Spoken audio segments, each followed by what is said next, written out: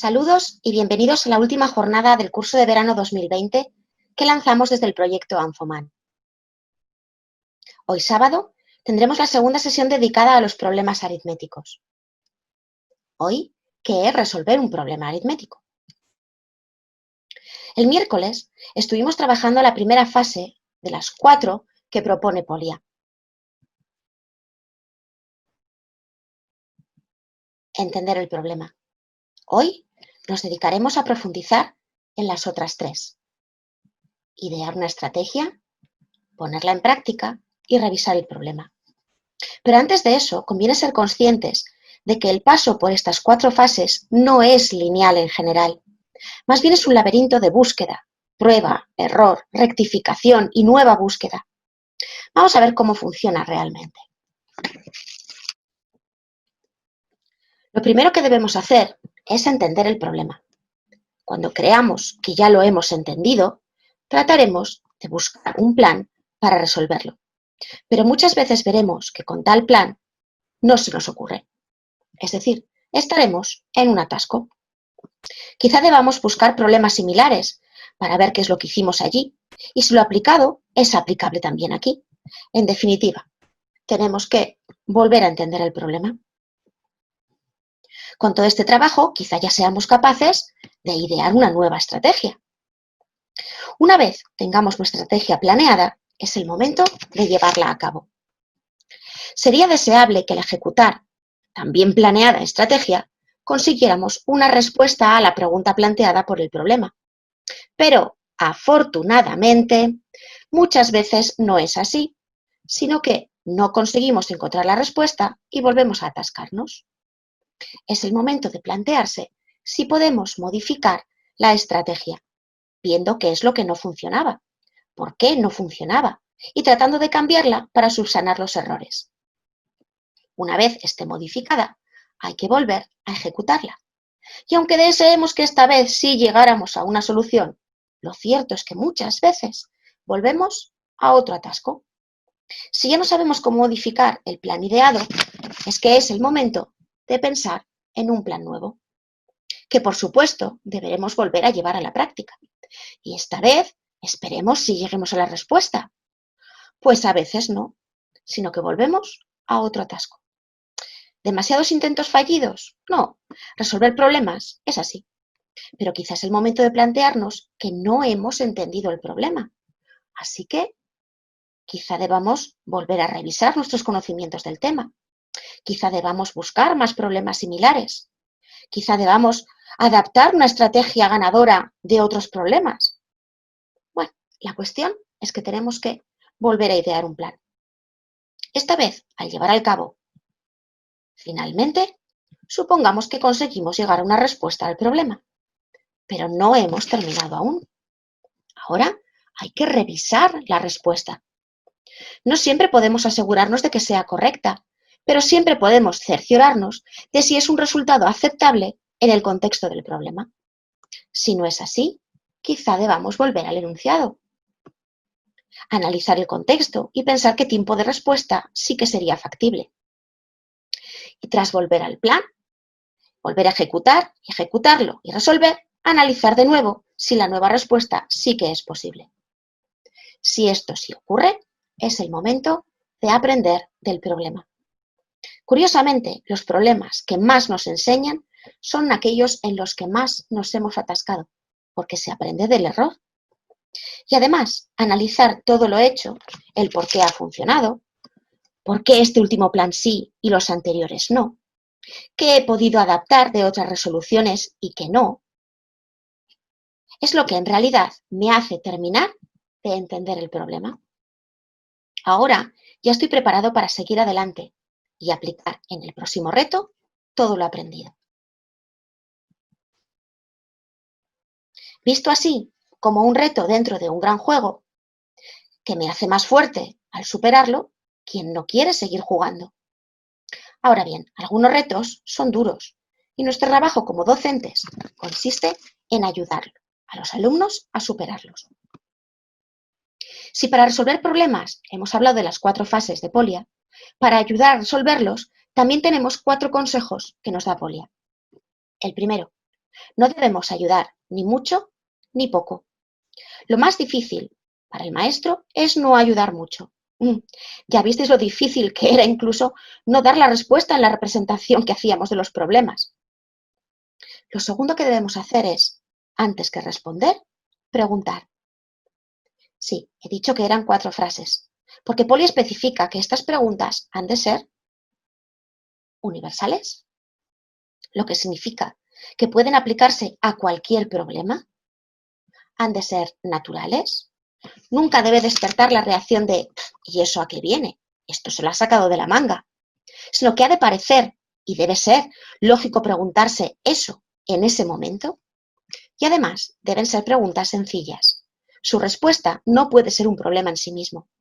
Deben tener una respuesta clara por parte del niño, que no dude ante esta pregunta. Hacer esto no es fácil, aunque lo parezca. Pero una cosa es que no sea fácil y otra que lo hagamos muy mal. Veamos algunos ejemplos.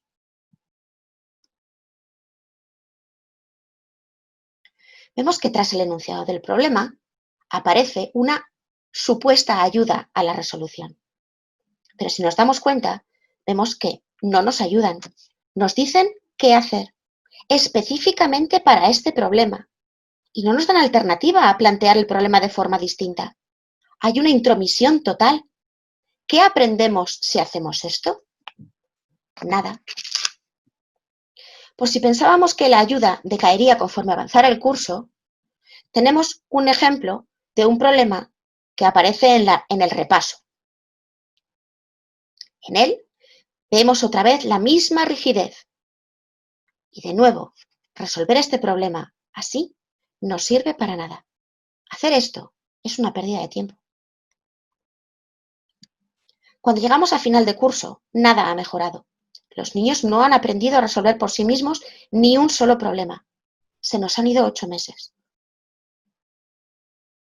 ¿En qué momento el niño va a aprender a pensar? Volvamos otra vez a las 4 frases. Ayudar mucho no es ayudar, es resolver. Preguntar tiene que ser adecuado.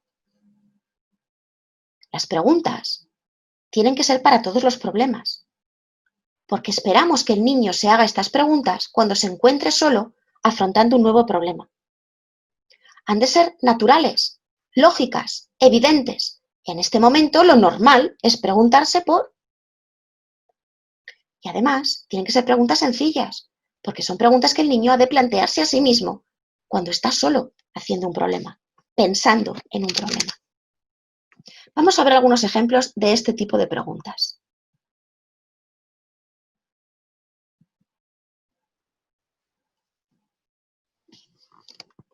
Lo primero que preguntamos es acerca de ambientar el problema. ¿Qué unidades tiene? ¿En qué tema estás? ¿En qué situación estás? ¿Me puedes hacer un esquema de lo que está ocurriendo? ¿Puedes hacerme un teatro de qué es lo que está pasando? ¿Qué historia me está contando el problema?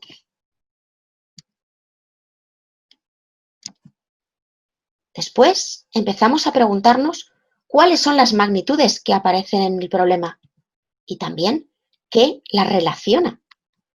También estamos buscando hacer un esquema del problema, un esquema que me pueda servir para entenderlo mejor y para buscar una estrategia. No es importante tanto los valores numéricos de los datos como el saber si algo es conocido o desconocido, pero conocible fácilmente, o desconocido por ahora, o si es la pregunta del problema.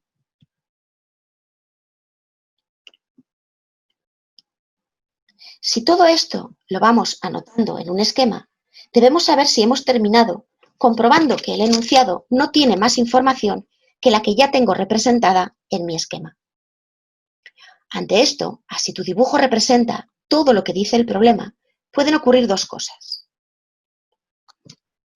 La primera, que no contenga todo, en cuyo caso lo normal es preguntarse, ¿qué no representa tu esquema?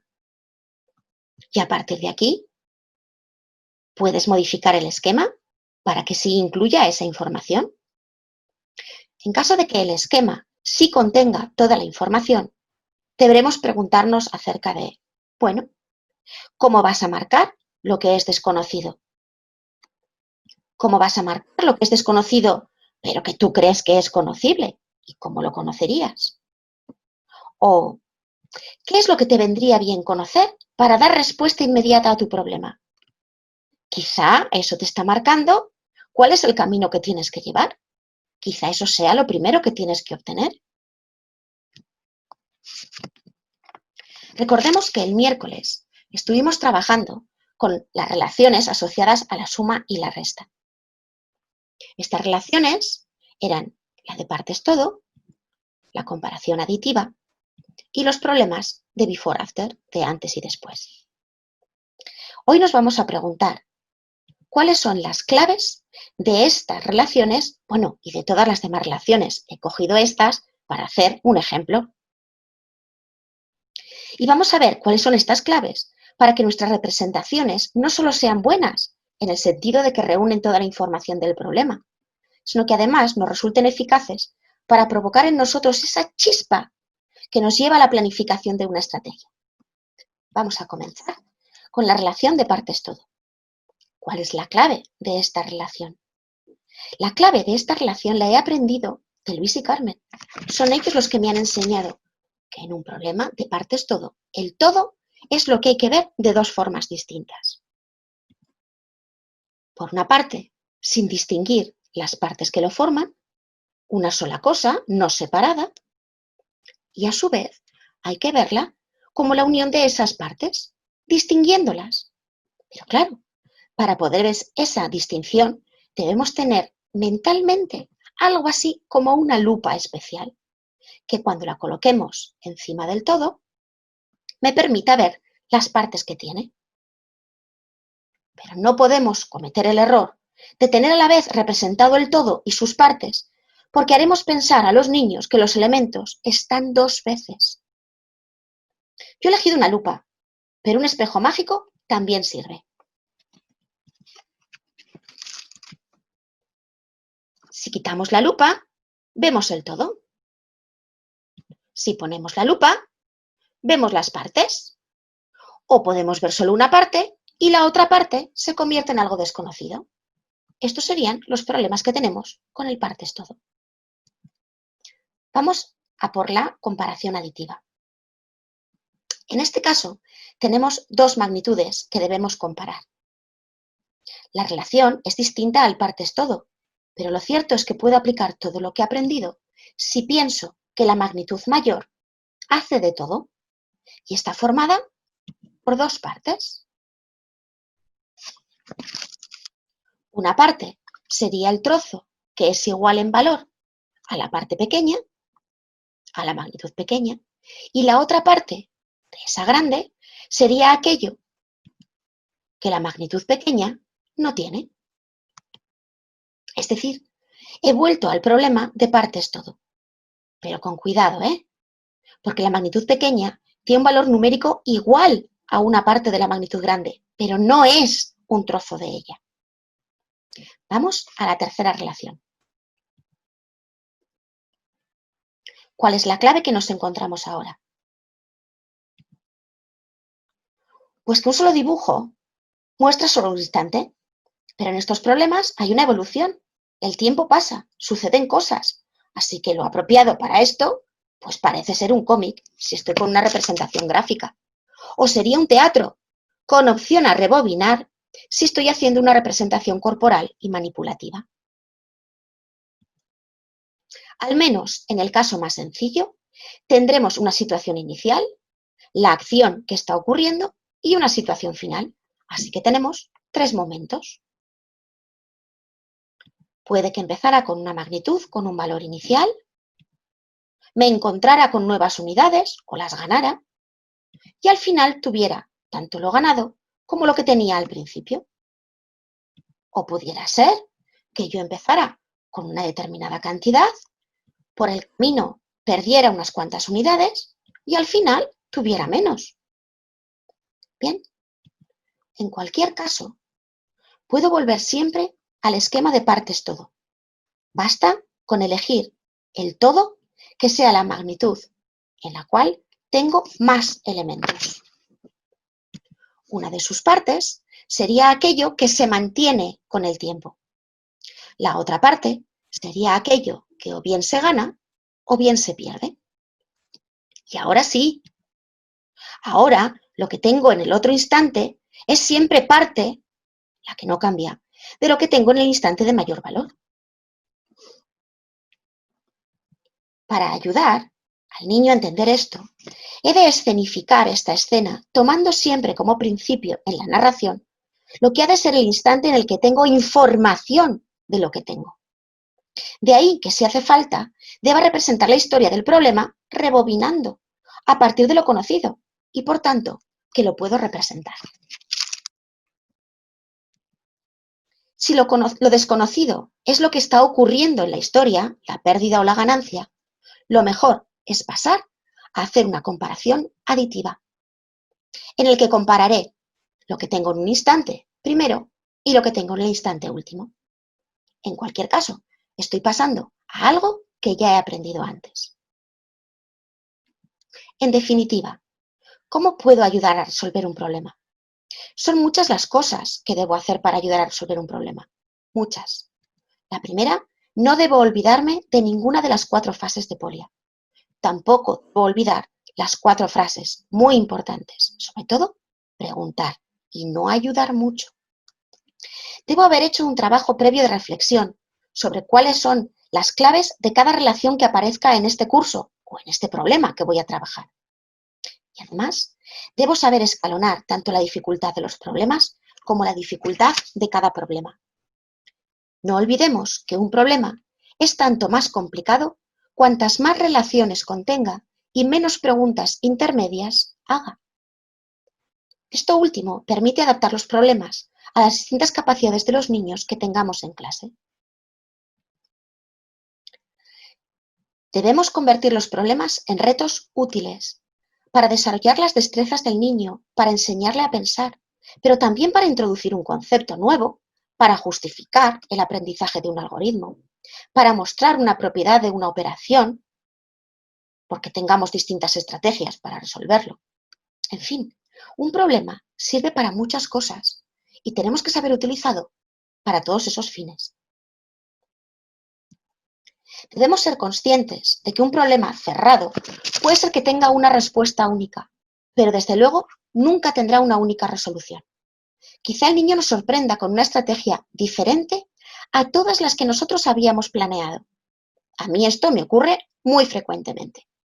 Debemos mostrarnos abiertos a esas nuevas respuestas, analíticos para justificar su validez o su nulidad, pero siempre aceptar ideas válidas nuevas. Y por último, debemos inspirar confianza en el niño, confiando en él. Si no proponemos el reto, nunca lo afrontará.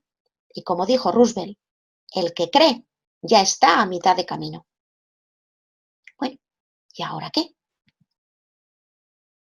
Pues vamos a centrarnos en dominar las claves de estas relaciones y por ahí vamos a empezar.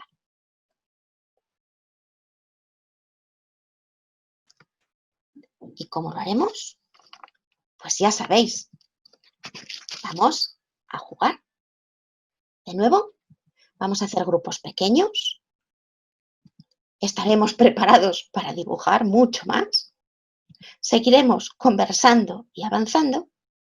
Así que, vale, manos a la obra.